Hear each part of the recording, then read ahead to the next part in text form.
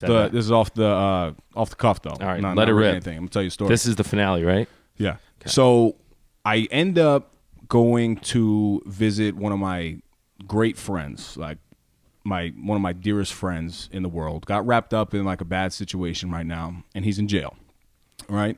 So I go visit him, and I told him a story on the way there. And on the way there, I was thinking about, the conversation that we're going to have. And a lot of people may know this story that I'm going to tell, whether they heard it on a podcast, read it in John Gordon's book, or they, heard it from Damon West. Tells it a lot. But anyway, we end up having a great session. I tell him, look, this is nothing to be ashamed of. Things happen. It's how you're going to bounce back from this.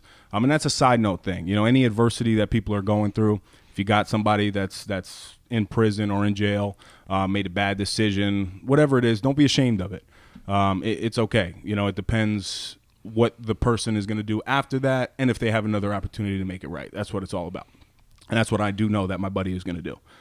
So we wrap up our session, and I tell him this story about Mr. Jackson is his name.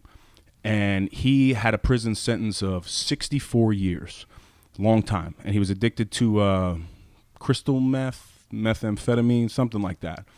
He basically was in the kitchen. I don't know the specifics of it. There's boiling water. There's a carrot, a hard-boiled egg, and a coffee bean. Okay. The hard-boiled water, he saw that was representing his life. His life was boiling. It was full of adversity. So he took the carrot and he put it in the boiling water. What happens to a carrot when you put it in boiling water?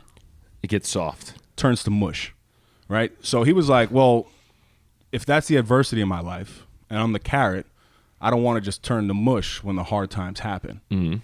You take a hard-boiled egg, you put it in the boiling water, what happens?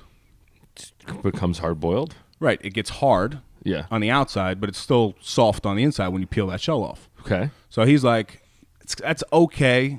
I guess this situation can toughen me up, but I'm still kind of soft on the inside, right? It hasn't really changed my whole life. Mm-hmm.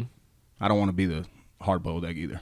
I take the coffee bean and I put it in the hard-boiled water. I take the coffee bean, I put it in the boiling water. What happens to a coffee bean when you put it in boiling water? Makes coffee?